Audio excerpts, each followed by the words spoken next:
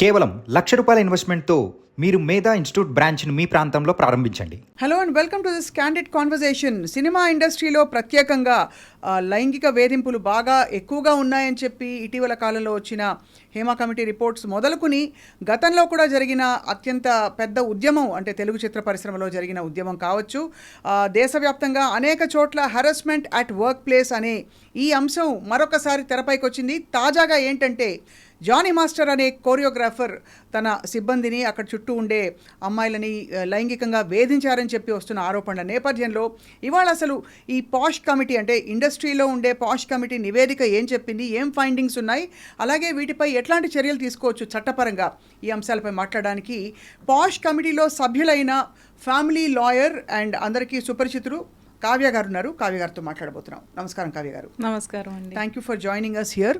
So first of all Jani master విషయంలో ఏం జరుగుతుంది లేటెస్ట్గా ఇన్ టర్మ్స్ ఆఫ్ ఎంక్వైరీ? లేటెస్ట్గా అంటే in terms of our enquiry which we conducted statements ఇచ్చారండి. So still it is in process. Next ఇంకా evidence witnesses అవి రావాల్సి ఉంది. అండ్ నిన్న నేను అక్కడ తెలుగు ఛాంబర్లో మాట్లాడినట్టు ఇప్పుడు ఏంటంటే వాళ్ళిద్దరూ కాంటాక్ట్లో ఉంటే రెస్పాండెంట్ అండ్ ఎవరైతే ఎలిగేషన్స్ వేశారో విక్టిమ్ కాంటాక్ట్లో ఉంటే ఏంటంటే ఫర్దర్ డ్యామేజ్కి ఛాన్సెస్ ఉన్నాయి. అందుకని చెప్పి దట్ వీ సెడ్ స్ట్రిక్ట్లీ మీరు టచ్లో ఉండకూడదు, లేకపోతే సమ్ ఇన్ఫార్మర్స్ ఉంటారు కదా మధ్యలో హూ విల్ యూనో కన్వే ఇలా జరుగుతోందని, అలాంటివి ఉండొద్దు అని చెప్పామన్నమాట. That is mention strictly. ఇప్పుడు ఏంటంటే మనకి పాష్ కమిటీ ఇలా వేసినప్పుడు ఏంటంటే we have the powers of a civil court. So అది వాళ్ళు ఈ రిపోర్ట్ని ఆర్డర్ని స్ట్రిక్ట్గా అబైడ్ అవ్వాల్సి ఉంటుంది. రైట్. అసలు ఇన్ జనరల్ అసలు ఫైండింగ్స్ ఏమున్నాయండి తెలుగు చిత్ర పరిశ్రమలో? ముఖ్యంగా ఈ వేధింపులు అధికంగా ఉన్నాయని చెప్పి మనకి ఇనఫ్ కేసెస్ వచ్చాయా, ఇనఫ్ కంప్లైంట్స్ వచ్చాయా? అసలు ఇనఫ్ కేసెస్ వెరీ ఫ్యూ అండి. Over the years also I have seen the record. తక్కువే ఉన్నాయి అని చెప్పొచ్చు రిపోర్ట్ అయినవి. ఏంటంటే హియర్సే ఎక్కువ. ఇది you know this industry is in lime light కాబట్టి ఎప్పుడు హియర్సే ఎక్కువ వినిపిస్తూ ఉంటాయి, సమ్ రూమర్స్.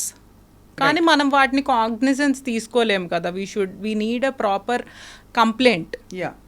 సో ఈ పాష్ కమిటీ కాన్స్టిట్యూట్ అయింది ఏ పర్పస్ తోటండి? మీరు సభ్యులుగా ఉండే ఈ కమిటీ పాష్ కమిటీ అది శ్రీరెడ్డి ఇన్సిడెంట్ అయింది చూసారా, అప్పటి నుంచే it is in existence. I was also part of the committee. Oh, good to know. Yeah. So కొన్ని మీటింగ్స్ తర్వాత మళ్ళీ అఫ్ కోర్స్ ఒక స్పెషల్ కమిటీ వేశారు to investigate what is happening. అది ఆ సబ్ కమిటీ రిపోర్ట్ అన్నది ఇంతవరకు మనకి నివేదిక సబ్మిట్ చేయలేదు. ఇటీవల చిత్ర పరిశ్రమలో చాలా మంది దీనిపై మాట్లాడి వాళ్ళ సోషల్ మీడియా హ్యాండిల్స్లో పెట్టారు. నందిని రెడ్డి కావచ్చు, సమంత కావచ్చు, ప్రగతి కావచ్చు, ఇంకా చాలామంది దయచేసి దీన్ని నివేదిక ఫైండింగ్స్ ఏంటో మాకు చెప్పాలని చెప్పి. బట్ యాజ్ అ ఉమెన్ అంటే మీరు అన్ని రంగాల్లో ఈ సెక్షువల్ హరాస్మెంట్ ఉంటుంది అని చూస్తున్న తరుణంలో as a women what you feel Kavya గారు? ఈ కంప్లైంట్స్ ఎక్కువగా కొన్ని ఇండస్ట్రీస్లో ఎక్కువ అని మీరు భావిస్తున్నారా? కొన్ని ఇండస్ట్రీస్లో ఎక్కువ అంటే ఇప్పుడు మెన్ అండ్ ఉమెన్ కలిసి వర్క్ చేసి సర్వీస్ ఇండస్ట్రీస్లో ఎక్కువ ఉన్నాయండి. అంటే మీరు అన్నట్టు ఇప్పుడు ఫిలిం ఇండస్ట్రీలోనే ఉన్నాయా అలాంటివి కూడా బయటకు వస్తున్నాయి, ఈ ఇండస్ట్రీలో ఉంటాయి అలాంటివి. But nothing like that. ఇప్పుడు మనం చూసుకుంటే బ్యాంకింగ్ సెక్టర్లో ఉన్నాయి, హాస్పిటాలిటీలో ఉన్నాయి. ఇప్పుడు హైయెస్ట్ వచ్చేసి యాజ్ పర్ రిపోర్ట్ 2024లో ఐసిఐసిఐలో 133 కంప్లైంట్స్ రిపోర్ట్ అయినాయి అనమాట under this POSH. Whereas earlier 23లో ఇట్ వాజ్ 43. అంత ఇంక్రీజ్ ఉంది. అండ్ అలానే నెక్స్ట్ టీసీఎస్, టాటా కన్సల్టెన్సీ దాంట్లో ఉన్నాయి. అలానే followed by other banks, Axis bank కానీ, tech Mahindra. This is official information. You can safely quote them. So ఇవి కాకుండా అంటే బహుశా కొన్ని పరిశ్రమల్లో ఇంకా గళం విప్పి మాట్లాడే ఆ సంస్కృతి రాలేదు. Because many people hesitate to, especially కొంచెం పబ్లిసిటీ ఉండే కంపెనీస్లో యూనో పబ్లిక్ లైమ్ లైట్లో ఉన్న వాళ్ళు బయటకు వచ్చి చెప్పడానికి ఇష్టపడరు, పెద్ద రచ్చ అవుతుంది కాబట్టి. స్టిగ్మా వస్తుంది. మళ్ళీ కొన్నిసార్లు మేము విక్టిమ్తో మాట్లాడినప్పుడు ఇదనే కాదు, పాష్ కమిటీ అనే కాదు, I deal with various things కాబట్టి ఇలా sexual offences or non sexual against women మాట్లాడినప్పుడు ఏంటంటే వాళ్ళు మీరేం చేయకుండానే ఆ అబ్బాయి అలా చేశాడా, అలా స్టిగ్మా వస్తుంది అనమాట. అంటే you are also part of it అని, విక్టిమ్ షేమింగ్. కరెక్ట్. మీరు ఏం చేయకుండానే అతను ముందరకు వచ్చాడు, మీరు ఏం చేయకుండానే అతను ఫోన్ చేసి మాట్లాడగలిగాడా లాంటివి. సో ఒక అమ్మాయి ఏమనుకుంటుంది, why should I go through, firstly she is going through some harassment, abuse, on about that somebody is blaming her for bravely reporting. అవును. అండ్ ఇది ఎక్కడికి ముందలకెళ్తుందో తెలీదు అని చెప్పి అన్రిపోర్టెడ్వి కూడా ఉంటాయి. రైట్. ఇక్కడ తెలుసుకోవాల్సిన విషయం ఏంటంటే అసలు సెక్షువల్ హారాస్మెంట్ అని చెప్పడానికి మనకి గైడ్ లైన్స్ ఏం చెప్తున్నాయి, what accounts to sexual harassment. చాలా పరిస్థితుల్లో ఒక చాలా సెమీ జోవియల్ లైట్ హార్టెడ్ ఎన్వైరన్మెంట్లో కూడా చాలా లూడ్ రిమార్క్స్ జరుగుతాయి, కామెంట్ చేయడాలు జరుగుతాయి, ప్రపోజిషన్ చేయడాలు జరుగుతాయి. ఇవన్నీ వినికిడి మీద, అంటే కేస్ స్టడీస్ చూసిన దీనిలో అడుగుతున్నాను నేను బేసిస్ మీద. So how do you define if somebody has actually been harassed or not? అది సెక్షువల్ హెరాస్మెంట్ అంటే it need not be the main act itself. ఏంటంటే సెక్షువల్లీ కలర్డ్ రిమార్క్స్ చేయడము వాళ్ళ బాడీ గురించో, సమ్ పాసింగ్ ఆన్ సమ్, అంటే వాళ్ళు కొంతమంది ఎలా చూపిస్తారంటే చాలా ఫ్రివ్లెస్ రిమార్క్ లాగా ఏదో క్యాజువల్గా అన్నట్టు చూపిస్తారు, కానీ వాళ్ళకి ఆ క్లోజ్నెస్ ఉండదు వాళ్ళతో. అవును. ఇప్పుడు నేను ఇక్కడ కూర్చున్నానండి, ఎవరో వచ్చేసి కొంచెం క్లోజ్ అయిపోయి అలా చేశారనుకోండి, ఇట్ ఈస్ నాట్ రిక్వైర్డ్ కదా, ఇట్స్ ఆడ్ కదా ఇక్కడ ఈ ఎన్వైరన్మెంట్లో. అలాంటివి చేయడం, అలానే అంటే జెస్చర్స్, లేకపోతే మనము బయటికి వెళ్తే బాగుంటుంది అనడము, లేకపోతే డిన్నర్కి వెళ్దామా అంటే in a professional environment okay, మీరు ఫ్రెండ్స్ అయ్యారు, then that is a different story, that is an organic process. అలా కాకుండా సడన్గా అవుట్ ఆఫ్ బ్లూ వచ్చేసి ఎక్కువ కాంప్లిమెంట్స్ ఇచ్చేయడము, లేకపోతే ఇలా ఇండైరెక్ట్గా, డైరెక్ట్గా ఎవరు చెప్పరు కదండి, సో ఇండైరెక్ట్గా ఇలా మనం డిన్నర్కి వెళ్దాము, I planned it for you or something which is unnecessary అక్కడ మెన్షన్ చేయడము, అదంతా ఒకలాగా హెరాస్మెంటే. Onus of proving this lies on the victim. అంటే if somebody comes and complaints, for example ఒక కంప్లైంట్, నేను కంప్లైంట్ ఇచ్చాను అనుకోండి, ఎవరో ఇలా అన్నారని, కమిటీ వేస్తారు, ఆ కమిటీ ఇన్వెస్టిగేట్ చేస్తుంది, అది ప్రూవ్ చేయడం, సపోజ్ అవతల వాళ్ళు డినై చేశారు, అది ప్రూవ్ చేయాల్సి ఉంటుందా ఫర్ ఇట్ టు కాన్స్టిట్యూట్? అవతల వాళ్ళు డినై చేయడం అంటే firstly complaint will be accepted అండి, with or without you know they produced evidence, witnesses, will it take time అని చెప్పి సిచ్యువేషన్ బట్టి ఇట్ విల్ బి టేకెన్. కానీ దాని తర్వాత it is based on evidence and witnesses only. అదే త్రూ ద ప్రాసెస్ అయితే they only play a major role. Just ర్యాండమ్గా అనడానికి ఉండదు. కాబట్టి ఇంతవరకు అంటే అట్లీస్ట్ ఒక చోట ఏమన్నారంటే if you cannot corroborate anything, అంటే ఎవిడెన్స్ ఇవ్వలేని సిచ్యువేషన్స్ ఉంటాయి, విట్నెస్లు ఉండకపోవచ్చు, వచ్చిన వాళ్ళు చెప్పాలని లేదు కదా, అవును మేము ముందరికి వచ్చి చెప్పము, నీతో అయితే చెప్తాం అనే వాళ్ళు కూడా ఉంటారు. అలాంటప్పుడు మనకి క్లియర్గా ఉండాలి, అట్లీస్ట్ అబ్యూస్ జరిగే ఉంటుంది అలాంటి సిచ్యువేషన్ ఉండాలి. అవును. అది లేకుండా మనకి ఎవ్వరికి తెలియకుండా ఒకళ్ళు వచ్చి కంప్లైంట్ చేస్తే అదైతే ఓవర్ ఇన్వెస్టిగేషన్ ప్రూవ్ అవుతుంది. లైక్ ఇక్కడ ఫిలిం ఇండస్ట్రీలో చూసుకుంటే కొన్ని ఫేక్ కేసెస్ కూడా వచ్చినాయి, ఉమెన్ రిపోర్ట్ చేసి కంప్లైంట్ చేసినవి, ఓవర్ ఇన్వెస్టిగేషన్. ఫేక్ అంటే there is no sexual harassment, అలాంటివి there is no sexual harassment per se. It's like నేను మీకు డబ్బులు ఇవ్వాలి, you are a man, I'm a woman, we work together associated in some project or something. అయితే to avoid that or మనకేదో fall out అయ్యింది, ఏదో గొడవ అయ్యి, to avoid those financial transactions take this card and say బురదేసేయడం. ఇక్కడ I must ask అండి, Jani master మీద వచ్చిన అలిగేషన్స్ మాత్రం సబ్స్టాన్షియల్గా వచ్చాయని అనుకోవాలి కదా? అంటే ఇంతవరకు అంతవరకు సబ్స్టాన్షియల్ అంటే ఫస్ట్ థింగ్ అండి, అంటే మీరు దీంట్లో లీగల్గా ఏం ఆలోచించొద్దు. I'm telling the age of the victim, she is very young, vulnerable age, అది కన్సిడర్ చేసి అండ్ ఉన్న అథారిటీ పవర్ ఈమదేంటి స్టేచర్ అలా కన్సిడర్ చేసి ప్రైమా ఫేషియా చూస్తే మాత్రం it looks that way that it ఏదో exercise of power for undue unfair benefit has been done. Prima facie it certainly looks ఇతరులు కూడా వచ్చి చాలా మంది ఇలాగా అంటే ప్రపోజిషన్ చేసి డైరెక్ట్గా ఇండైరెక్ట్గా ఇతను కామెంట్స్ చేసి రిమార్క్స్ చేసి ఫలానా కరవాన్లోకి రావాలని చెప్పినట్టుగా ఏవో వినిపిస్తున్నాయి మనకి. సో మీరు ఏ డైరెక్షన్లో ఇన్వెస్టిగేట్ చేస్తున్నారు? అంటే విక్టిమ్తో మాట్లాడారు, మీరు మాట్లాడారు. యా అండ్ కాకుండా జానీ మాస్టర్ని పిలిచి మాట్లాడారా? జానీ మాస్టర్ స్టేట్మెంట్ కూడా రికార్డ్ అయింది. హీఈస్ ఫాలోయింగ్ ద ప్రొసీజర్ అండి as of now. He is following. అంటే ఇప్పుడు ఏంటంటే మనకి ఇలా కంప్లైంట్ వచ్చాక కొన్ని టైమ్ లైన్స్ కూడా ఎదురవ్వాల్సి ఉంటుంది. కంప్లైంట్ తీసుకోవడము, తర్వాత రెస్పాండెంట్కి అది పాస్ చేయడము, తర్వాత we have to give some time so that he will revert back. ఆయన ఏమనుకుంటున్నారు, హిస్ స్టోరీ కూడా ఇంపార్టెంట్ కదా దేంట్లో అయినా. అది తీసి తర్వాత ఎవిడెన్స్, విట్నెస్, దాన్ని బట్టి we should arrive to a conclusion. Tough spot అండి. ఒకవైపు మన దేశంలో పరిస్థితుల వల్ల and also in general by and large ఉమెన్కి ఫేవర్ అయ్యే లాస్ అండ్ పరిస్థితులు ఉండాలని పోరాటాలు, ఉద్యమాలు జరుగుతున్నాయి. ఇంకోవైపు చట్ట పరిధిలో until proven otherwise everybody is deemed innocent. మధ్యలో there is obviously a media trial that goes on. So how do you feel as a lawyer? అంటే ఇన్ ఫేర్నెస్ దీన్ని ఎలా డీల్ చేయాలంటారు?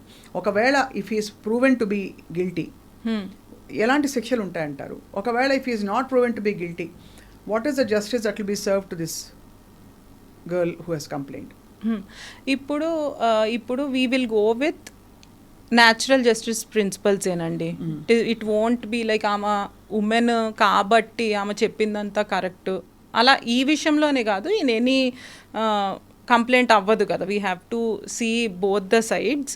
ఇప్పుడు ఇది ఫేక్ ఎలిగేషన్ కాకుండా what you are saying is Jani మాస్టర్కి prove అయినాయి ఎలిగేషన్స్ అన్నీ కరెక్టే అయితే what we can do is దాంట్లో ఎన్ని ఎలిగేషన్స్ కరెక్ట్ అవన్నీ చూసుకోవాలి. చూసుకుని ఆయన్ని బ్యాన్ చేయడం, సస్పెండ్ చేయడము లాంటివి చేయాల్సి ఉంటుంది. అండ్ అలానే ఎనీ పెనల్టీ, కాంపెన్సేషన్ ఇప్పించవచ్చు విక్టిమ్కి. అంతే, compensation of some compensation. And obviously వేరేగా ఆయన్ని బ్యాన్ చేయడం అంటే it is a big thing కదా life. Typically sexual offenders harass చేసేవాళ్ళు వీళ్ళందరికీ అంటే ఆబ్వియస్లీ కొంచెం సోషల్ షేమింగ్ అన్నది you think it's a deterrent to such things? అంటే ఇలాంటి ఇన్సిడెంట్ మళ్ళీ జరగకుండా సోషల్ షేమింగ్ అంటే ఏదో వాళ్ళని హ్యూమిలేట్ చేయాలనే ఉద్దేశం కాదండి, కానీ తప్పకుండా ఇలా జరిగిందని putting it on record in front of the people, జనం ముందు పెట్టడం. అవును, ఎందుకంటే ఏదైనా ఇన్సిడెంట్ జరిగినప్పుడు if proven in this case or ఇంకా కేసెస్ వస్తున్నట్లు ప్రూవెన్ ఆయన అలా చేసి ఉంటే డెఫినెట్గా అది లైమ్ లైట్లోకి వస్తే ఏంటంటే వేరే వాళ్ళకి భయం ఉంటుంది టు డూ సచ్ థింగ్స్. అరే ఆయన ఇలా బయటకు వచ్చేసాడు, ఇప్పుడు ఎలా మనం కూడా ఇలాంటిది ఏదైనా చేస్తే if there are skeletons in our closet మనం కూడా ఇవాళ కాకపోతే రేపు దొరుకుతాము, అందరూ ఈ మెల్లి కంప్లైంట్ ఇవ్వచ్చు రేపు. సో ఆబ్వియస్లీ ఇది కమిటీ నివేదిక అండ్ చర్యలు ఇంకా బయటికి రావాల్సి ఉంది కాబట్టి జానీ మాస్టర్ విషయంలో ఎక్కువ ప్రశ్నలు అడగడానికి తా ఉండదు కావ్య, ఐ అండర్స్టాండ్. కానీ ఒక లాయర్గా చెప్పండి, దీనికి చట్టపరమైన శిక్షలు కూడా ఉంటాయా? ఉదాహరణకి ఇప్పుడు సస్పెండ్ చేయడం, వాళ్ళకి పని లేకుండా చేయడం ఆ వాతావరణంలో అదంతా ఒక ఎత్తు అయితే why is it not a punishable offence by law? అంటే if the victim if she wants, అంటే మేము ఒకటి ఇచ్చాము some tomorrow after the report, final report ఒక జడ్జ్మెంట్ లాగా ఒకటి పాస్ ఆన్ చేశాక if she is not satisfied or if she wants to go further, ఇంకా పెద్దగా పనిష్ చేయాలి అని చెప్పి ఏదన్నా విషయంలో అనుకుంటే she can approach the court, she can approach the police station. So అలా she can Provogue other. But ఒకవేళ చట్టపరంగా ఇలాంటి కేసెస్లో, ఈ కేసులు అని చెప్పను, ఇది ప్రూవ్ అవుతే చట్టపరంగా గిల్టీ, we will assist మీరు అసిస్ట్ చేస్తారు. అలా చట్టపరమైన చర్యలకు కూడా మీరు అసిస్ట్ చేస్తారు. సివిల్ డ్యామేజెస్ కి వెళ్ళినా లేకపోతే ఎనీ క్రిమినల్ కంప్లైంట్ కి వెళ్ళినా we will assist her. ఎందుకంటే ఇది లాంగ్ టర్మ్ మెసేజ్ అవ్వాలి. if it is proven. Correct. దీనికి ఎన్నేళ్ల శిక్ష ఉంటుందండి మామూలుగా చట్టపరంగా? చట్టపరంగా అంటే ఇప్పుడు రేప్ చార్జెస్ ఉన్నాయి అనుకోండి, యాజ్ పర్ ద యాక్ట్ అట్లా దే విల్ సీ అంటే ఇది పాక్సో కిందకు వస్తుందా, వేరే కిందకు వస్తుందా, రేపా, క్రిమినల్ ఇంటిమిడేషనా, దాన్ని బట్టి లైఫ్ ఇంప్రిజన్మెంట్ కూడా ఉండొచ్చు when it comes to rape. yes rape అయితే లైఫ్ ఇంప్రిజన్మెంట్ కూడా ఉండొచ్చు. రైట్. అండ్ ప్రస్తుతం అది తప్పకుండా అంటే ఇలాంటి కేసు ఇన్వెస్టిగేట్ చేసి రిపోర్ట్ బయటకు పెట్టి పబ్లిక్గా మాట్లాడడం వల్ల ఇండస్ట్రీ సభ్యులు కావచ్చు, కమిటీ సభ్యులు తప్పకుండా కొంతవరకు ఈ చర్యలు ఆగుతాయంటారా? అంటే ఇటువంటి దుశ్చర్యలు ఏవైతే జరుగుతున్నాయో అంటే భయం అనేది క్రియేట్ అవుతుందండి. గ్యారంటీ. ఇప్పుడు కొంతమంది ఏం చేస్తారంటే బయటకి రాదు అనుకున్నప్పుడు ఎవరైనా అడ్వాంటేజ్ తీసుకుంటారు. అదే I can use this girl, ఇది బయటకి రాదు అనుకున్నప్పుడు ఇలాంటివి ఏంటంటే ఏమన్నా ఇలాంటివి ముందలకు వచ్చినప్పుడు ఇఫ్ ప్రూవెన్ పెద్ద పెద్ద వాళ్ళే ఇలాంటివి చేస్తున్నారు ఇండస్ట్రీలో పరపతి ఉన్నాళ్లే అని చెప్తే మా పేరు కూడా రేపు బయటకు వస్తుంది కదా. అవును, ఇప్పుడు మీ టూ మూమెంట్ అదంతా వచ్చాక హాలీవుడ్లో కానీ బాలీవుడ్లో కానీ చాలామంది భయపడడం స్టార్ట్ చేశారు. నిజంగానా? అంటే కొంతవరకు తగ్గింది, కొంతవరకు తగ్గింది. రైట్. కానీ ఓవరాల్గా ఒక ఫండమెంటల్ క్వశ్చన్, అసలు ఏది హరాస్మెంట్ కాదని తెలుసుకోవడంలో చాలా టైం పడుతుంది. అండ్ దానికి పోలీసులు కూడా సెన్సిటైజ్ అవ్వకపోవడం వల్ల నువ్వు కూడా ముందు ఏమీ రెసిస్ట్ చేయలేదు కదా. వాళ్ళు మాట్లాడినప్పుడు చాట్ చేసినప్పుడు ఇప్పుడు ఒక మనిషి వచ్చి అర్ధరాత్రి పూటో రాత్రి 10 గంటలకో if somebody tries to talk to you, తప్పకుండా దాన్ని ప్రతిసారి అనుమానాస్పదంగా చూడాల్సిన అవసరం ఉండదు. అవును. కానీ అక్కడి నుంచి మొదలైన ఒక క్రమం ఏది హరాస్మెంట్ అని చెప్తే, ఎక్కడ లైన్ డ్రా చేయాలని చెప్తే ఎలా తెలుసుకోవాలి ఒక అమ్మాయి? అంటే కొన్నిసార్లు as you said men and women work చేస్తున్నప్పుడు అది ప్రొఫెషనల్ నుంచి కొంచెం ఫ్రెండ్లీ అవుతాము, మాట్లాడుకోవడం అది స్టార్ట్ అవుతుంది. But I think from when she starts feeling uncomfortable, ఇది వేరే దానికి దారి చేస్తుంది, నేను ఫ్రెండ్లీగా ఉంటున్నా అనుకుంటున్నా కానీ దిస్ అప్రోచ్ ఇంకో రకంగా వెళ్తుంది అని ఆ ఉమెన్కి తెలిసినప్పుడు I think from then it amounts to harassing her. So but also అక్కడ నో చెప్పి గట్టిగా చెప్పాల్సిన బాధ్యత అమ్మాయిపై ఉంటుంది. కానీ చాలా పరిస్థితుల్లో ఆ వచ్చే వర్క్ ఆపర్చునిటీ పోతుందేమో, రేపు నేను అల్లరల్లరి అయిపోతానేమో అని ఒక భయం. అంటే ఇప్పుడు మన పాష్ యాక్ట్ తీసుకుంటేనండి, దాంట్లో ఏముందంటే క్విడ్ ప్రోకో అని చెప్పి ఉంటుంది. దాంట్లో ఏంటి ద మీనింగ్ ఇస్, నేను ఒక పని చేస్తాను మీకు ఫేవర్, నేను అది చేసినందుకు you do me this, I will give you preferential treatment somewhere, so you do this to me అని చెప్పి.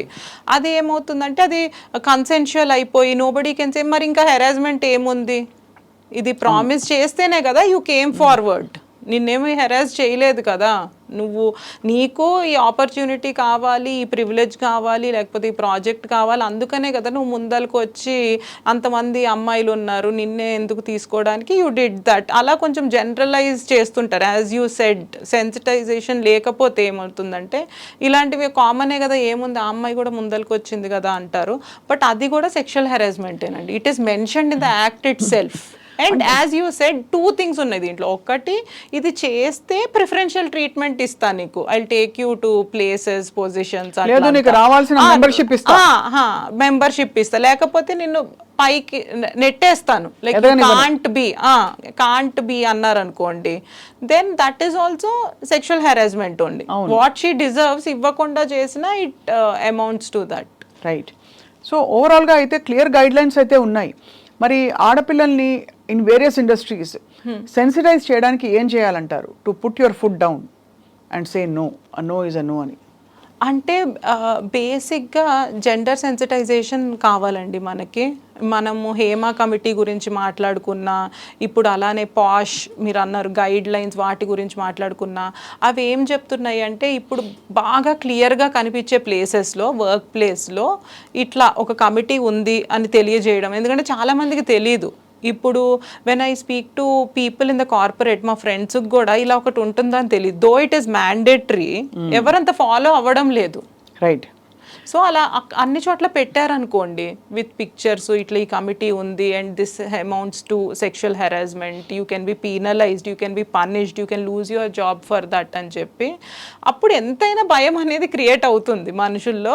And it is visible everywhere. అంటే దే ఫీల్కి ఇట్ ఈస్ జస్ట్ ఈ అమ్మాయి ఎంతో కష్టపడి ఎవరికి కంప్లైంట్ చేయనవసరం లేదు, it's just a phone call away, she can call and they will attend to her అన్నట్టు ఆ పరిస్థితి వస్తుంది.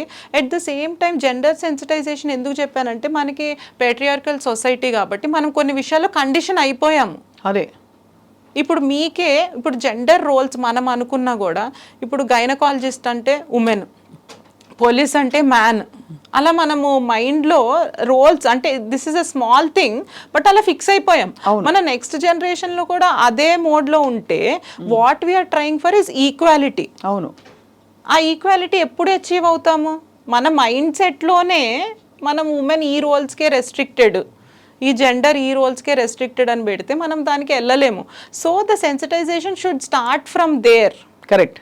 And at the same time being chivalrous as you said, కర్టసీగా ఒకటి చేయడము, formality, being nice to your colleague is different, at the same time harassing is different. ఆ line కూడా మనం తెలియజేయాలి. ఇఫ్ ఇట్ ఈస్ సమ్వేర్ ఒక కాలేజెస్లో జరుగుతున్నాయి అంటున్నారు, నిన్న ఒక ఇన్సిడెంట్ చూసాను, I don't know the details, the telling hostel వార్డెనే ఏదో చేశారు అని చెప్పి. మనకేంటంటే చిన్నప్పటి నుంచి పెద్దవాళ్ళు, ఒక అథారిటీ వాళ్ళు ఉంటే మనము తలొంచుకుని ఉండాలి అని అది చెప్పబడటం వల్ల కూడా తొందరగా రిటాలియేట్ అవ్వరు, రెబెల్ అవ్వరు, పేరెంట్స్ కూడా చెప్పరు. In general from home also it starts కదా. సో ఈ జెండర్ సెన్సిటైజేషన్ క్యాంపెయిన్స్ అనేవి చెయ్యాలండి. అంటే నాట్ హెక్సేక్ ఏదో చేసాము మనం, మ్యాండేటరీ కదా పాస్ట్ రూల్స్ మనము ఫాలో అయిపోయాము, సో వీఆర్ గుడ్ అనుకోకుండా అది రెగ్యులర్గా, ఇప్పుడు ఎందుకంటే ఎంప్లాయీస్ వస్తూ ఉంటారు కదా ఆర్గనైజేషన్లో, so they don't know. So అలా అవేర్నెస్, ఎన్లైటన్మెంట్ చేస్తే